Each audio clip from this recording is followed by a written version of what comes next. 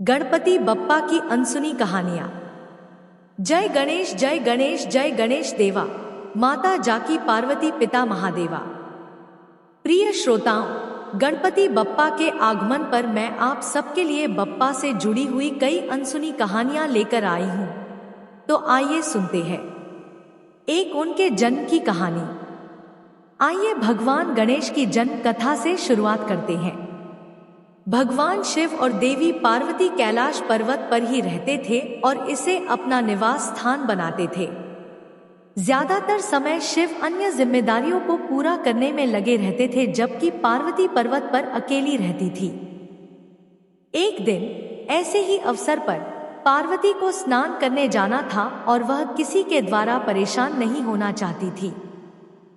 पार्वती ने हल्दी से एक बच्चे की मूर्ति बनाई और उसमें प्राण फूंक दिए।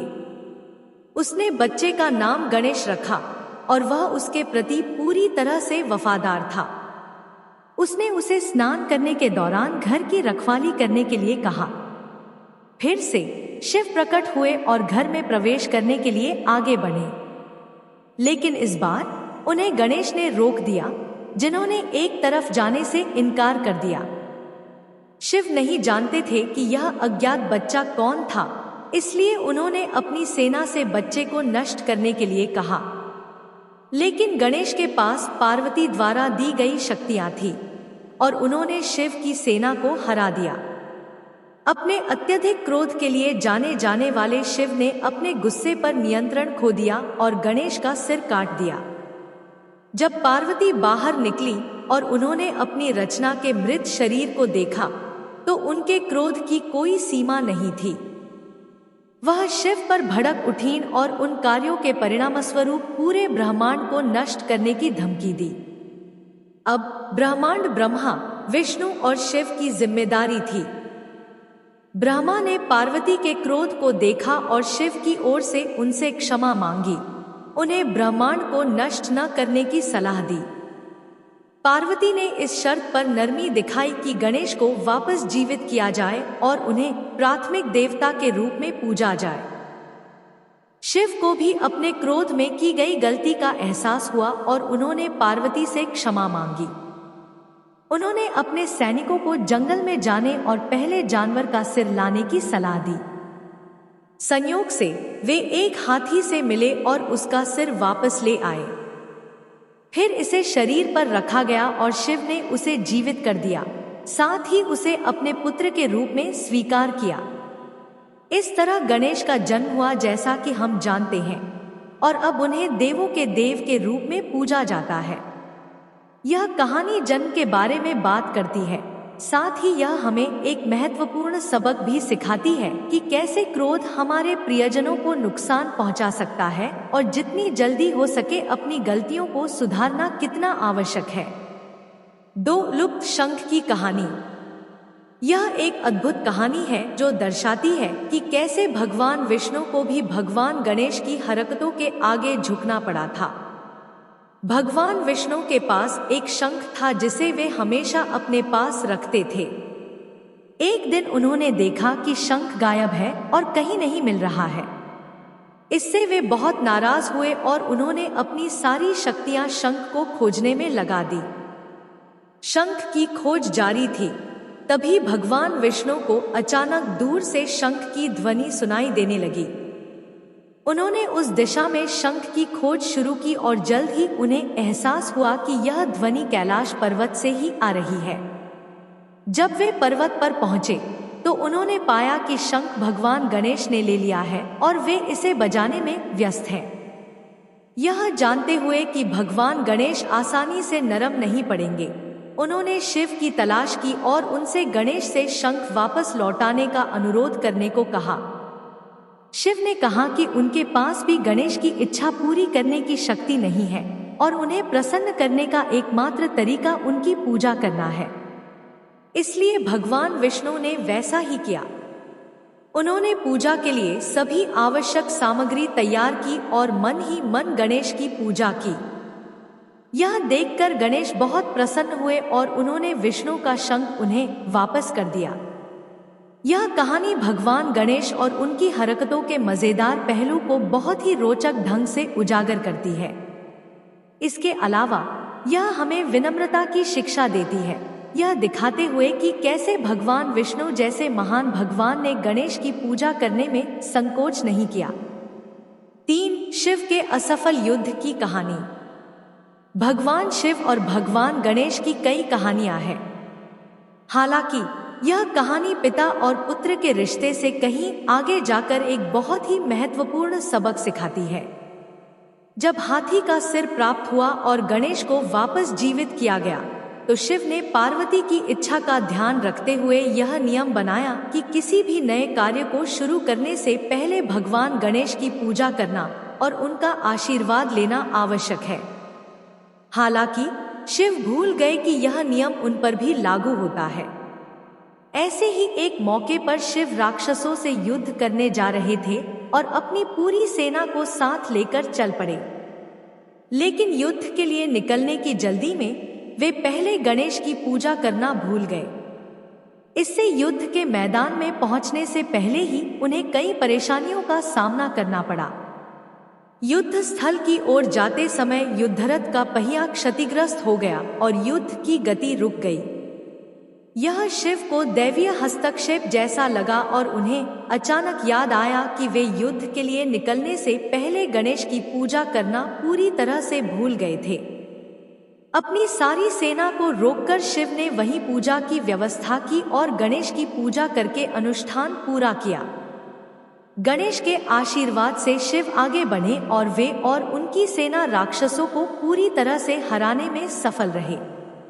इससे यह पता चलता है कि आप चाहे कोई भी हो, एक बार आपने कोई नियम बना लिया तो वह सभी पर समान रूप से लागू होता है।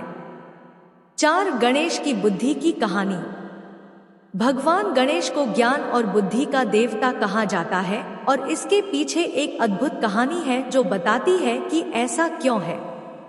गणेश का एक छोटा भाई था जिसका नाम कार्तिकेय था। दोनों एक दूसरे के साथ बहुत अच्छे से रहते थे, लेकिन अन्य भाई बहनों की तरह उनमें भी बहस और झगड़े होते रहते थे। एक दिन गणेश और कार्तिकेय दोनों को जंगल में एक अनोखा फल मिला और उन्होंने मिलकर उसे खा लिया। उन्होंने इसे एक दूसरे के साथ साझा करने से इनकार कर दिया और फल को अपने लिए लेने लगे। जब वे कैलाश पर्वत पर पहुंचे और शिव और पार्वती के सामने अपनी समस्या रखी, तो शिव ने एक प्रस्ताव रखा। उन्होंने फल को पहचान लिया और कहा कि इस फल को खाने से अमरता और व्यापक ज्ञान प्राप्त होता है। यह तय करने के लिए कि इसे कौन प्राप्त करेगा, शिव ने एक चुनौती रखी। उन्होंने गणेश और कार्तिकेय से कहा कि वे उनके संसार का 3 बार चक्कर लगाए। जो भी पहले ऐसा करेगा और कैलाश पर्वत पर वापस आएगा, वही फल का असली हकदार होगा। कार्तिकेय तुरंत अपने पालतू मोर पर सवार हो गए और पृथ्वी के 3 चक्कर लगाने के लिए तेजी से उड़ गए। कार्तिकेय की तुलना में गणेश थोड़े मोटे थे और उनका पालतू चूहा था जो उड़ नहीं सकता था। शिव के प्रस्ताव को ठीक से सुनने के बाद गणेश ने शिव और पार्वती के चारों ओर घूमना शुरू कर दिया और उनके चारों ओर 3 चक्कर पूरे किए। शिव द्वारा पूछे जाने पर गणेश ने उत्तर दिया कि शिव ने उन्हें अपनी दुनिया का चक्कर लगाने के लिए कहा था और गणेश के लिए उनके माता पिता दुनिया से भी बढ़कर थे। वे संपूर्ण ब्रह्मांड थे। शिव गणेश की बुद्धिमत्ता से प्रभावित हुए और उन्हें फल का असली हकदार माना। यह कहानी न केवल इस बात का एक बेहतरीन उदाहरण देती है कि किस प्रकार अपनी बुद्धि का प्रयोग करके किसी स्थिति को समझदारी से सुलझाने में मदद मिल सकती है, बल्कि यह भी सिखाती है कि आपके माता पिता को वह सम्मान और प्यार दिया जाना चाहिए जिसके वे हकदार हैं। 5. पार्वती के घावों की कहानी।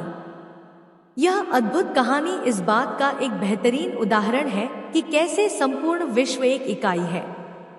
गणेश को एक शरारती बच्चा माना जाता था और वह कई तरह की शरारतें करता था। एक बार खेलते समय उसे एक बिल्ली दिखी और उसने उसके साथ खेलना शुरू कर दिया। उसने बिल्ली को उठाया और उसे जमीन पर पटक दिया, उसकी पूंछ खींची और उसके साथ मस्ती की, जबकि बिल्ली दर्द से म्याऊं कर रही थी। गणेश ने इस पर ध्यान नहीं दिया और थक जाने तक खेलता रहा और फिर घर वापस आ गया। कैलाश पर्वत पर पहुंचने पर गणेश पार्वती को घर के बाहर लेटे हुए देखकर चौंक गए। उनके शरीर पर घाव थे और वे दर्द से रो रही थी। गणेश दौड़कर उनके पास गए और उनसे पूछा कि यह किसने किया, जिस पर पार्वती ने जवाब दिया कि गणेश ने खुद उनके साथ ऐसा किया है। बिल्ली वास्तव में पार्वती का एक रूप थी और वह अपने बेटे के साथ खेलना चाहती थी, लेकिन गणेश ने उसके साथ अन्यायपूर्ण और निर्दयता से व्यवहार किया और बिल्ली पर उनके द्वारा किए गए कार्यों का असर उनकी अपनी मां पर पड़ा। गणेश जी को अपने व्यवहार पर बहुत दुख हुआ और उन्होंने सभी प्राणियों के साथ सौम्यता, देखभाल और स्नेह से व्यवहार करने की शपथ ली। यह कहानी एक बहुत ही महत्वपूर्ण शिक्षा देती है कि दूसरों के साथ वैसा ही व्यवहार करें जैसा आप चाहते हैं कि दूसरे आपके साथ करें, और इसमें जानवर भी शामिल हैं। 6 कुबेर के पतन की कहानी। कुबेर एक प्रसिद्ध देवता थे जो पूरे ब्रह्मांड में सबसे धनी होने के कारण बहुत लोकप्रिय थे। उनके पास धन का खजाना था और वे सब कुछ अपने पास गर्व के साथ रखते थे। एक दिन उन्होंने शिव और पार्वती सहित कई मेहमानों को रात के खाने के लिए आमंत्रित किया, लेकिन वे दोनों रात के खाने में शामिल नहीं हो सके। इसलिए उन्होंने गणेश को अपने प्रतिनिधि के रूप में भेजा। गणेश ने कुबेर के व्यवहार को देखा और उन्होंने अपनी हरकतों को छोड़ने का फैसला किया। उन्होंने जल्दी जल्दी खाना खाना शुरू कर दिया और सारा खाना खत्म कर दिया, जिससे बाकी मेहमानों के लिए कुछ भी नहीं बचा। फिर भी उनकी भूख शांत नहीं हुई, इसलिए उन्होंने कुबेर के धन संग्रह में प्रवेश किया और सारा सोना और धन की चीजें खाना शुरू कर दिया। फिर भी संतुष्ट न होने पर गणेश ने खुद कुबेर को खाना शुरू कर दिया, जो सुरक्षा के लिए कैलाश पर्वत पर भाग गए। शिव ने गणेश के इस कृत्य के पीछे का कारण समझकर उन्हें अनाज का एक साधारण कटोरा दिया। उन्होंने उसे खाया और तुरंत संतुष्ट हो गए। कुबेर ने लालच में धन इकट्ठा न करने की सीख ली और इसे सभी में बांटने के लिए तैयार हो गए। कहानी यह दर्शाती है कि लालच और घमंड व्यक्ति के लिए कितना हानिकारक हो सकता है और सभी के प्रति विचारशील होना आवश्यक है। 7 कावेरी की रचना की कहानी।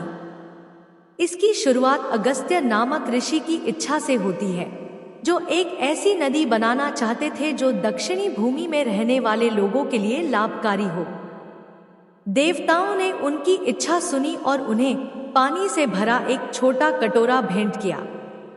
जहां भी वे कटोरा डालते, नदी वहीं से निकलती।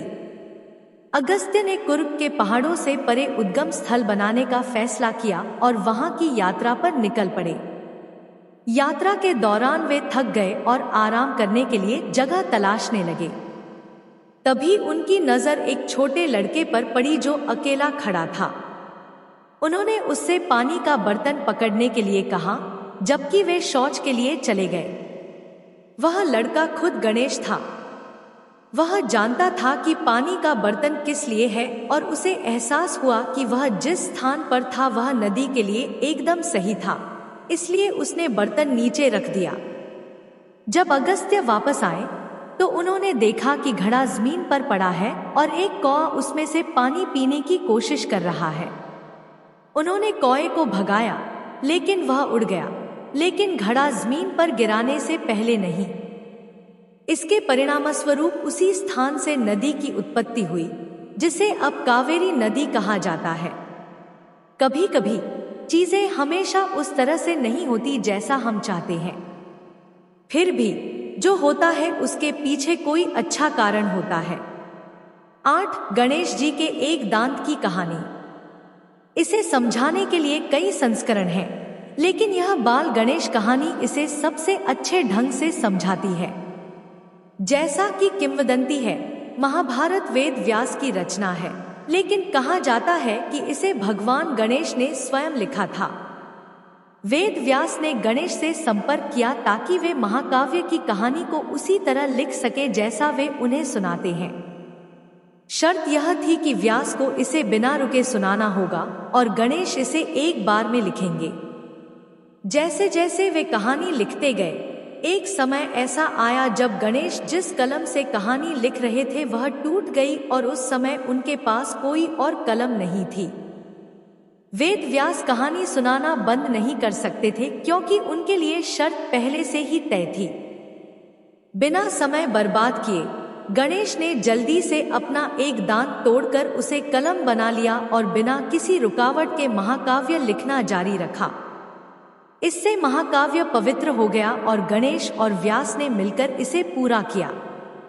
गणेश की यह कहानी बहुत स्पष्ट रूप से दर्शाती है कि एक बार जब आप किसी कार्य को पूरा करने के लिए सहमत हो जाते हैं तो उसे पूरा करने के लिए अनुशासित और दृढ़ संकल्प होना कितना आवश्यक है, चाहे कुछ भी हो जाए। किसी महाकाव्य को पूरा करने के लिए व्यक्तिगत बलिदान भी आवश्यक हो सकता है। 9. चंद्र अभिशाप की कहानी। यह गणेश और चंद्रमा की कहानी कुबेर के भोजन की कार्यवाही के ठीक बाद की है। अपनी इच्छा से खाने के बाद गणेश का पेट बहुत बड़ा हो गया था और उनका पेट फूल गया था। पेट के बल चलना उनके लिए मुश्किल हो गया और चलते समय उनका संतुलन बिगड़ गया और वे लड़खड़ाकर गिर पड़े। यह सब देख रहे चंद्रमा को गणेश की दुर्दशा देखकर हंसी आ गई। चंद्रमा द्वारा अपमानित होते देख गणेश ने चंद्रमा को श्राप दे दिया, जिससे वह पूरी तरह अदृश्य हो गए। चंद्रमा को अपनी गलती का एहसास हुआ और वह गणेश से क्षमा मांगने लगा। लगातार क्षमा मांगने के बाद गणेश ने एक चक्र शुरू करने का फैसला किया, जिसमें चंद्रमा हर 15 दिन में दिखाई देता और गायब हो जाता। एक और कहानी जिसमें गणेश ने चंद्रमा को शाप दिया था, उसमें भी एक सांप शामिल है। एक दिन पार्वती ने गणेश का पसंदीदा भोजन मोदक बनाया। गणेश ने खुद को जितने मोदक खाए उतने खा लिए। उस रात बाद में वे अपने वाहन चूहे पर सवार होकर बाहर निकले, जो गणेश के इतने सारे मोदक खाकर उनका वजन नहीं उठा पा रहा था। अचानक सांप से सामना होने पर चूहा लड़खड़ा गया और गणेश गिर पड़े। जैसे ही वे जमीन पर गिरे, उनका पेट फट गया और सारा मोदक बाहर गिर गया। उन्होंने जल्दी से सारा खाना उठाया और उसे वापस अपने पेट में भर लिया और उसे रोकने के लिए उन्होंने सांप को पकड़कर अपनी कमर से बांध लिया। यह कहानी यह भी बताती है कि गणेश की कुछ मूर्तियों के पेट के चारों ओर सांप क्यों होता है। यह देखकर चंद्रमा खुद को रोक नहीं पाया और अपनी हंसी नहीं रोक पाया। गणेश बहुत क्रोधित हुए और उन्हें शाप दिया। कहा कि गणेश चतुर्थी के अवसर पर कोई भी चंद्रमा को नहीं देखेगा, अन्यथा उन पर कुछ गलत करने का आरोप लगेगा। किसी को कभी भी किसी दूसरे की समस्याओं या विकृतियों पर नहीं हंसना चाहिए। यह अशिष्टता है और अच्छे व्यवहार का संकेत नहीं है। 10. मीठी खीर की कहानी। एक बार गणेश जी एक लड़के के रूप में एक गांव में घुसे, एक हाथ में चावल और दूसरे हाथ में दूध लेकर। उन्होंने खीर बनाने के लिए मदद मांगी, लेकिन सभी लोग व्यस्त थे। वह एक गरीब महिला की झोपड़ी में पहुंचा, जो उसके लिए खीर बनाने के लिए तैयार हो गई। जैसे ही उसने खीर को मिलाया और पकाने के लिए बर्तन रखा, वह सो गई और लड़का खेलने के लिए बाहर चला गया। जागने पर उसने पाया कि खीर पक गई थी और बहुत स्वादिष्ट थी। वह बहुत भूखी थी और खुद को रोक नहीं पाई, लेकिन खीर खाने से पहले उसने एक कटोरी में खीर निकाली और गणेश की मूर्ति को अर्पित की और फिर खीर खाने लगी। चाहे उसने कितना भी खाया हो, बर्तन कभी खाली नहीं हुआ। जब लड़का वापस लौटा तो महिला ने उसे पूरा बर्तन दे दिया और कबूल किया कि उसने उससे पहले इसलिए खा लिया क्योंकि वह भूखी थी। लड़के ने जवाब दिया कि जब उसने कटोरा गणेश की मूर्ति को दिया तो उसने भी खा लिया। महिला उसके पैरों पर रोने लगी और गणेश ने उसे धन और स्वास्थ्य का आशीर्वाद दिया। अपनी आवश्यकताओं का ध्यान रखने से पहले भगवान की पूजा अवश्य करें और दूसरों के लिए भी कुछ बचा कर रखें। 11 कुबेर के विवाह में गणेश की कहानी। बच्चों के लिए यह गणेश कहानी बच्चों को लालच के बारे में एक मूल्यवान सबक सीखने में मदद करेगी। कुबेर एक घमंडी और लालची देवता थे जो अपने द्वारा संचित की गई अपार संपत्ति के लिए जाने जाते थे। एक बार कुबेर ने एक विवाह भोज में कई मेहमानों को आमंत्रित किया। भगवान शिव और देवी पार्वती ने अपने पुत्र गणेश को भेजा, जिन्होंने अहंकारी कुबेर को सबक सिखाने का फैसला किया। गणेश ने भोज में मौजूद सारा खाना जल्दी से खा लिया और दूसरे मेहमानों के लिए कुछ भी नहीं छोड़ा। फिर उसने फर्नीचर, बर्तन और यहाँ तक कि कुबेर का धन भी खा लिया। कुबेर भगवान शिव की मदद के लिए कैलाश पर्वत पर भागे। भगवान शिव ने उन्हें विनम्रतापूर्वक भगवान गणेश को एक कटोरी अनाज भेंट करने की सलाह दी। एक कटोरी अनाज खाने से गणेश की भूख आखिरकार मिट गई। कुबेर को एहसास हुआ कि उनका बहुत लालची और घमंडी होना गलत था। बहुत ज्यादा घमंडी और लालची होना अच्छा नहीं है। जो आपके पास है उसमें खुश और संतुष्ट रहें। 12 मूषक गणेश का वाहन कैसे बना, इसकी कहानी।